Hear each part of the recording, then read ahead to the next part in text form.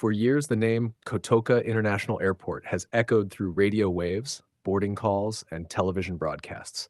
It's the name attached to Ghana's only international gateway, the airport that has welcomed millions, from presidents and world leaders to tourists and returning Ghanaians. But behind that name lies a painful and controversial past, a past that many believe Ghana is finally ready to confront and correct. Today, there's growing momentum toward renaming the airport, and it's not just a symbolic shift. It's a bold declaration about who we choose to honor and what kind of legacy Ghana wants to build for the future. From politicians to civil society groups and veteran journalists, the call for change has grown louder, more insistent, and more emotionally charged. Before we dive deeper into today's update, take a moment to like, share, and subscribe to the channel. Your support is key to helping us grow and reach more viewers like you. Don't forget to hit the notification bell so you never miss out on exciting updates. And at the heart of it all is one central question. Why is Ghana still honoring a man many consider a national traitor at the expense of its founding father? Lieutenant General Emmanuel Kwasi Kotoka. That's the name etched into the signage above the airport. To the ordinary traveler, it might seem like just another name. But to many Ghanaians, it's a bitter reminder of the 1966 coup that brought down Ghana's first president, Osagyefo Dr. Kwame Nkrumah. That coup didn't just topple a government, it derailed a revolution. It interrupted a visionary's dream for a sovereign, industrialized, and united Africa. And to name the country's primary international airport after one of the architects of that downfall, to many, that's more than controversial. It's insulting. Over the years, the name has endured, untouched by successive governments.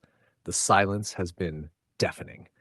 And that's why the recent buzz around the airport's possible renaming has stirred deep emotions.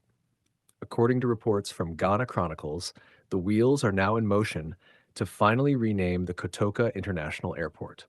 The calls have come from powerful corners of Ghana's political landscape, including the chairman of the National Democratic Congress, Johnson Asiedu Nketia. In a revealing interview on Radio Gold, he didn't hold back. Kotoka carried out a coup, overthrew Kwame Nkrumah, and named the airport after himself. That is not right, he said with unmistakable conviction. Kwame Nkrumah did all the work, and Kotoka came and took the glory after the coup. I believe we need to change that name. That statement resonated with thousands across the country, especially with those who've long seen the name Kotoka as a stain on Ghana's conscience. But this is not just about politics.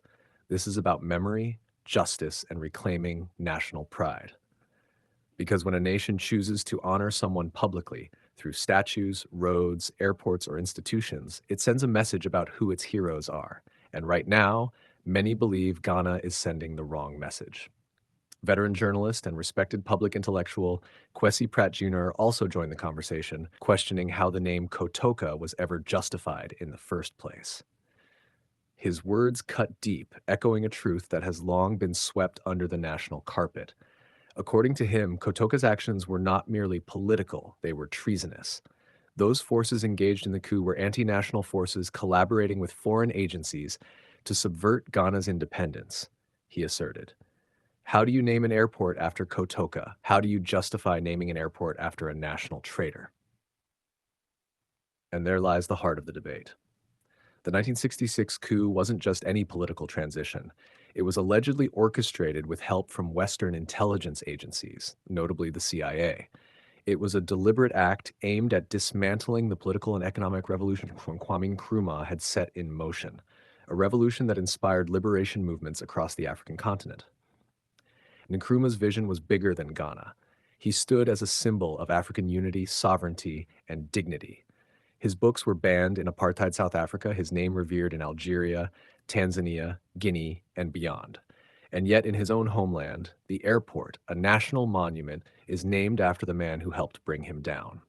It's a paradox that many Ghanaians can no longer stomach. The recent legal action filed by Democracy Hub and the Convention People's Party at the Supreme Court demands a name change. This isn't just about optics. It's about principle. It's about whether Ghana is ready to confront its past honestly and boldly reclaim its narrative. The reactions from ordinary Ghanaians online have been just as powerful. One person wrote, "Finally, Ghana is going to redeem the honor of Africa by not celebrating a CIA agent who removed Africa's illustrious leader, Kwame Nkrumah, from power. The name Kotoka lives in infamy. Another said, "Thank goodness. Finally, the name Kotoka will be removed from the Accra International Airport. It's long overdue. Ghana deserves a name that reflects truth, unity, and honor, not betrayal. This is a step in the right direction." But perhaps the most important part of this moment is what it represents: a shift in Ghana's collective memory, a readiness to look at history not through the lens of politics, but through the lens of justice and truth. Renaming an airport might seem symbolic, but symbols matter. They define how nations see themselves. They shape identity.